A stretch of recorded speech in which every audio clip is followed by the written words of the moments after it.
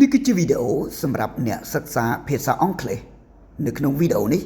ខ្ញុំសូមលើកយកពាក្យចំនួន10ដែលតាក់ទងទៅនឹងមុខរបរជាភាសាអង់គ្លេសគឺ occupations ពាក្យទី1នេះមានពីរព្យាង្គដែលយើងអានថា teacher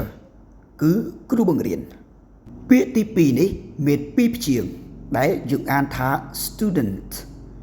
គឺសិស្សពាក្យទី3នេះមានពីរព្យាង្គដែលយើងអានថា doctor គឺគ្រូពេទ្យពាក្យទី4នេះមានពីរព្យាង្គដែលយើងអានថា farmer គឺកសិករពាក្យទី5នេះមានត្រឹមតែមួយព្យាង្គប៉ុណ្ណោះដែលយើងអានថា chef គឺចុងភៅពាក្យទី6នេះមានពីរព្យាង្គដែលយើងអានថា artist គឺវិចិត្រករ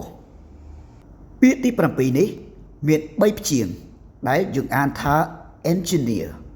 គឺវិស្វករពាក្យទី8នេះមាន4ព្យាង្គដែលយើងអានថា electrician គឺជាងអគ្គិសនីពាក្យទី9នេះមាន2ព្យាង្គដែលយើងអានថា actor គឺតារាសម្ដែងប្រុស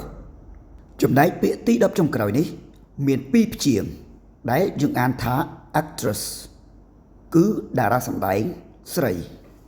សាកល្បងបកប្រែពាក្យដោយខ្លួនឯងជួបគ្នានៅក្នុងវីដេអូបន្ទាប់